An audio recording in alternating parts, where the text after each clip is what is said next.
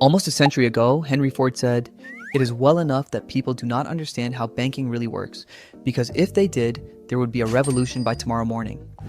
And the scary part? That statement is just as true today as it was in the 1930s. Now, this isn't to say banking is bad. Banks provide useful services and they become an essential part of our lives. After all, everyone wants to keep their money safe. You probably don't want to stuff cash under your mattress or dig a hole in your backyard to bury it. But here's the truth. Banks are cashing out, big time. Most of the time, it's at the expense of the unsuspecting public. Because financial institutions operate in complex, carefully hidden systems, there are practices most people never see, yet they affect every single one of us. Whether you're taking a loan, swiping your card, or simply parking your money in a savings account, banks have built countless ways to profit from you, without you even realizing it. And the worst part? You don't even know it's happening. Number 1. How banks quietly drain your money every year. You've probably heard that a bank is the best place to keep your money. It feels safe, it's convenient, and it's better than hiding cash under your mattress, right? But here's what nobody tells you. You're actually losing money every single year by keeping it in the bank. And no, this isn't about fees or someone stealing your cash. It's about inflation, the gradual increase in the prices of goods and services over time. Think about it. An item you can buy today for $50 will cost slightly more next year, and significantly more in 10 years. If you assume that your money is safe in the bank, you'd expect its value to stay the same or even grow because of interest. But that's not how it works. On average, inflation in the US sits at around 2% per year, but most banks offer interest rates as low as 0.05% on savings accounts. Even top banks like Citibank often pay less than 0.5%, and even high-yield options are typically still under 1%. Do the math. If inflation is 2.5% and your bank pays you just 0.5%, your wealth is actually shrinking by around 2% every year. This means your purchasing power is literally decreasing over time. In just a few years, the money sitting in your account will be worth significantly less than it is today. And when inflation spikes, like it has recently, assets like homes and stocks surge in price, widening the gap even further. The reality? A bank is a place to park your money, not to grow it. If you think your idle savings are safe, they're actually being eroded slowly, year after year, without you even noticing. So while your savings slowly lose value in the bank, there's another way banks profit even more directly, by getting you to borrow their money. And nothing proves this better than how they use credit cards, their most powerful weapon. Number 2. Credit cards, banks' most powerful weapon. Every time you swipe your credit or debit card, banks make money. Here's how it works. Whenever you make a purchase, the bank charges the merchant a processing fee, often around 3% of the transaction. You don't see it directly, but it's built into the price you pay. For example, if an item should sell for $480, but you pay with a card, the merchant may raise the price to $500 to cover that fee. So while it looks like you're just paying for the item, part of that money, often $15 or more, goes straight to the bank. But transaction fees are just the beginning. Banks make far more from credit card interest. The average credit card interest rate is around 17%, but banks can increase it to 18 or 19% with just 15 to 30 days notice, often buried in letters filled with legal jargon that most people ignore. And once that interest compounds, it snowballs fast. That's why 70% of Americans with credit card debt admit they can't pay it off this year. Over half have carried that debt for more than a year. Nearly 20% believe it will take them 3 years or more to pay it off, and 8% don't even know when or if they'll be able to.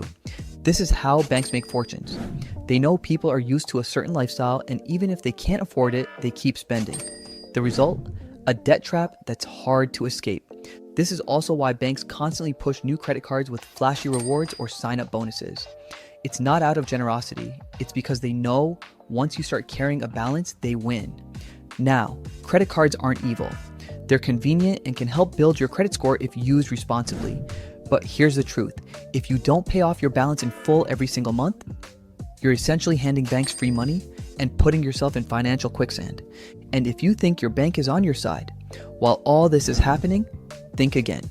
Because the friendly banker who knows your name and remembers your birthday, they're not your friend. They're part of a system designed to keep you spending and owing more. Number 3, bankers are not your friends. You might think your banker is your friend. They greet you by name, call you to check in, remember your birthday, and even congratulate you on anniversaries.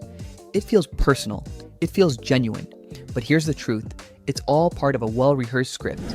A banker friend of mine once admitted exactly how it works. He builds trust with customers, makes them feel like he's on their side instead of the bank's, and then convinces them to take loans they never even planned for. Imagine walking into a branch with no intention of borrowing, and walking out with a $50,000 line of credit you never wanted. That's not friendship. That's sales. Why do they do it?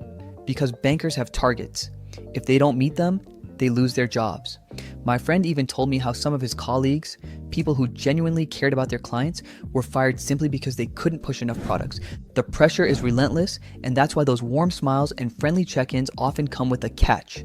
So next time your friendly banker offers you a loan or a new product, stop and think, is this what I really need, or am I being emotionally nudged into it? Never let fake friendship push you into financial decisions you don't want or need. And if banks can use personal relationships to sell you loans you don't need, just wait until you see how they charge you for things you don't even notice, like hidden fees every time you spend money abroad. Number 4, the hidden cost of foreign transaction fees. Here's another way banks quietly make money off you: foreign transaction fees. Your bank won't mention this up front, but the moment you travel outside the US and swipe your debit or credit card, you're hit with extra charges, often without even realizing it. A friend of mine learned this the hard way. He spent just 15 days overseas, used his card as usual, and when he came home, he was shocked to see his bank statement: $108.80 in foreign transaction fees. And here's the thing, most banks never explain this clearly. Why? Because if they did, you might switch to better options or choose cards that don't charge these fees. Some credit cards do offer coverage in certain countries where you won't pay extra, but you have to be enrolled in those programs. My friend wasn't, and like countless others, he ended up getting milked for every purchase he made abroad. It's one of those hidden charges that most people don't think about until it's too late. So if banks can sneak in hidden fees on something as simple as using your card abroad, imagine what they're doing behind the scenes with the money sitting in your account. Because the truth is, banks don't just hold your money, they actually use it to create new money out of thin air. Number 5, how banks use your money to create money out of thin air. When you look at your bank balance, it feels secure. You see the numbers on your screen and assume your money is sitting there, untouched, waiting for you. But here's the truth. Your money in the bank isn't physical, it's just numbers in a system. Banks don't keep piles of cash waiting for you to withdraw. Instead, they use your money to do business. They lend it out in the form of business loans, car loans, and mortgages, all while showing you the same balance on your account screen as if nothing's changed. This became painfully clear during the 2008 financial crisis. When panic hit, people rushed to withdraw their savings, only to discover that banks simply didn't have enough cash on hand to give everyone their money back. Why? Because of something called fractional reserve banking. Here's how it works. When you deposit $1,000 in the bank, they don't keep all of it. By law, banks are only required to hold a small fraction, often around 10%, and they lend out the rest. That means your $1,000 deposit can be used to create $900 more in loans, essentially turning it into $1,900 circulating in the system. This isn't just clever accounting, it's literally how banks create money out of thin air. Every time someone takes out a loan, new money is generated digitally. And while you're earning a measly 0.5% interest on your savings, the bank is lending it out at rates as high as 20% on credit cards or much more on other loans. They pocket the difference. Now, your money is insured, and in normal circumstances, you can access it anytime. But remember this, if everyone tried to withdraw their savings at once, the physical cash wouldn't be there. The reality is simple. Your money isn't sitting in a box waiting for you. It's out there, working hard to make more money. Just not for you, but for your bank. And if banks can legally use your money to create even more money for themselves, imagine what else could be happening behind the scenes. This is exactly why it's crucial to keep a close eye on your accounts, because hidden charges and errors can easily slip through without you even noticing. By the way, if you're learning something new here, go ahead and click subscribe so you don't miss the next video. Number 6, always check your account. Your bank account is one of the most important parts of your financial life, but here's the problem. Most people are too busy or too trusting to check it regularly. And that's exactly what banks count on. Hidden charges, unexpected fees, or even unauthorized transactions can easily slip through without you noticing. But here's what you need to know. If you spot an incorrect charge and report it within 90 days, the law is on your side.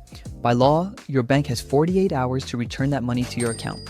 They might delay, they might push back, or even try to talk their way out of it, but don't back down. You are legally protected and they are obligated to credit it back. The bottom line, checking your account isn't optional, it's protection. Make it a habit to review your statements, because the one time you don't could be the time you get hit with a fee you didn't even know existed. And if hidden fees weren't bad enough, here's something even more unsettling. Banks aren't just holding your money. They're also tracking every move you make. In fact, every major transaction you make is being quietly reported to the government. Number 7, you are being watched 24/7. Whether you realize it or not, your bank is tracking every move you make. By law, banks are required to monitor your financial activity and report anything suspicious to the IRS. This system was originally designed to prevent crimes like money laundering, but it also means your everyday transactions are under constant scrutiny. For example, any deposit or withdrawal over $10,000 is automatically flagged and reported to the IRS. If your account is ever audited, you'll be required to explain exactly where that money came from, prove that taxes were paid, and confirm that everything was legal. The message is clear. Whatever you do with your money, you're being watched. Now, this isn't necessarily bad. It's meant to keep the financial system clean, but it's something most people don't think about. Knowing this can help you stay cautious, stay compliant, and avoid unnecessary trouble down the line. This is a stark reminder that your relationship with your bank isn't as secure as you might think. It's one more reason why diversifying where you keep your money and understanding how the system works is so important. Now you know the truth. Banks aren't just keeping your money safe, they're using it, watching it, and profiting from it at every turn. But once you understand how the system works, you can stop being the victim. That's exactly what I teach in my free investing masterclass. I'll show you how to grow your wealth without falling into the traps banks set for everyone else. The link's below. Don't miss it.